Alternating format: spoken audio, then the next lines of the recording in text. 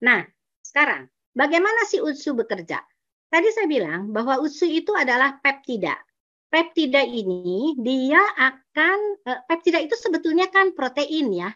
Dia itu merupakan jadi protein yang dipecah-pecah menjadi kecil itu jadi peptida, dan peptida ini nanti itu bisa akan dibutuhkan oleh suatu neurotransmitter. Jadi dengan peptida kita banyak, peptida yang dari UTSU itu adalah dari salmon. Kenapa dipilih dari salmon?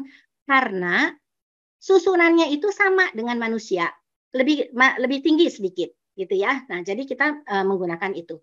Kemudian apakah bisa peptida yang lain? Bisa, yaitu dari misalnya dari tumbuh-tumbuhan, bisa dari fruit dan ini dan di Suba ini dia gabungkan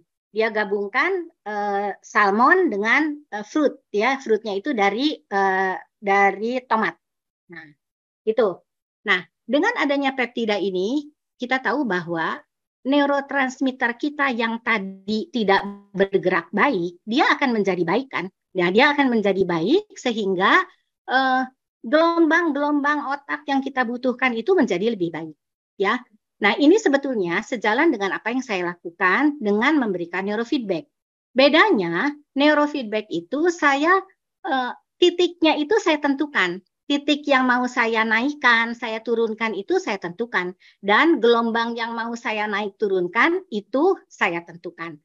Mulai lebih paham, jadi dengan adanya produk Subarasi Utsukushi yang memang adalah peptida ini membuat transmitter atau penghubung antara perintah entah dari otak kemudian kepada fisik kita itu bisa terrealisasi begitu ya dok, karena dibantu oleh peptida itu untuk merangsang regenerasi sel atau bagaimana dok?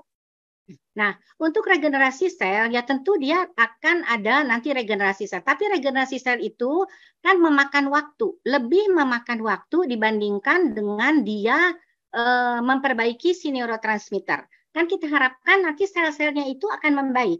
Kan kalau seumpamanya sel itu kan akan mengalami kematian ya, akan ada kematian sel, kemudian kita Betul. akan rubah lagi. Nah, dengan si UTSU ini kan dengan Suba ini kan dikatakan bahwa dia itu meningkatkan stem sel badan kita.